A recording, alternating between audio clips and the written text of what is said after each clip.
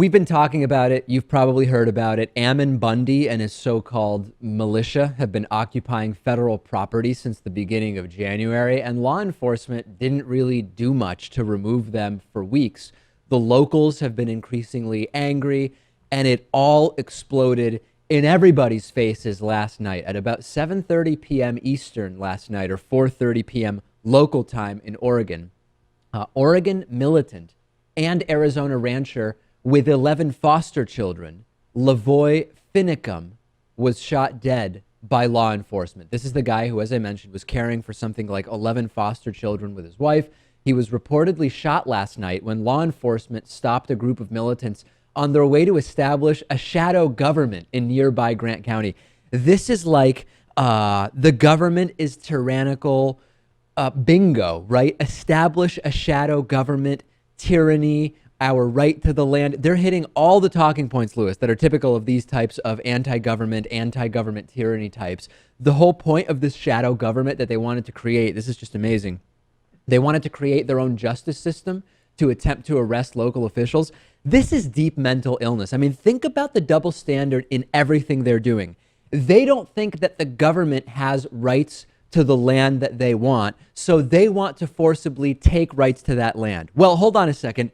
Doesn't the land really belong to the Native Americans that it was originally taken from? They don't represent what they don't respect what they consider to be the arbitrary imposition of power by the government to arrest people. So they want to arbitrarily impose their power to arrest people on others.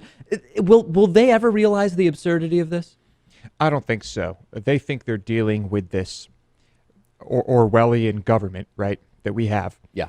And they probably think that they are heroes. Right. They probably view themselves as some type of hero. Much like revolutionary much leaders. like the ISIS militant, they also view themselves as some kind of heroes risking death for the principles they believe in. And Lavoy Finicum actually said at the beginning of this thing, Lewis, he was willing to die for his interpretation of the U.S. Constitution. Is there something admirable there about being so committed to this document? I mean, what if he was willing to die for his interpretation of a Franz Kafka novel? Would we see the same reaction from these right-wingers? I don't really know. No, but it strikes me as very similar to the ideology of some of these ISIS militants. They are willing to die for what they consider to be their interpretation of whatever, insert here. Yeah, it just seems like a version of extremism. Now, luckily, they are beheading people. Who knows what they would do if they actually got their hands on an official. Yeah.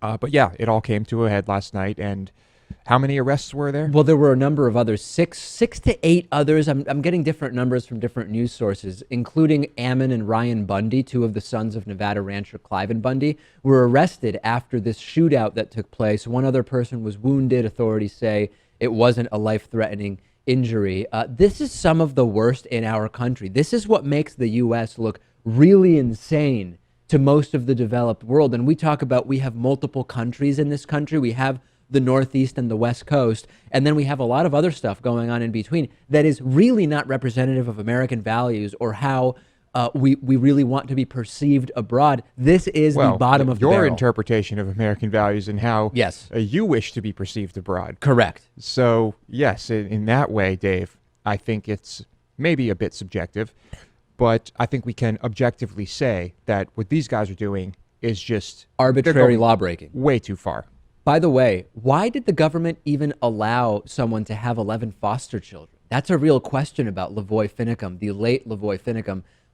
Under what pretense does it make sense to have 11 foster children? I'd be curious what his household income is to question whether that income even justifies the foster children. Of course, you get some stipend towards a foster child, but most foster parents will tell you it is not nearly enough to actually cover the cost of that child. Who in their right minds gave this family 11 foster children? Well, I'm thinking that this is probably one of those super Jesus-y families who thinks that they need to save children. If their intentions are good and they gave these children a good home, that's wonderful. Can you really give 11 children a good home? I mean, it seems like a very difficult thing to do. It does seem very difficult. So it's strange. It's very strange. It's just not normal. I guess I'd have to see the home.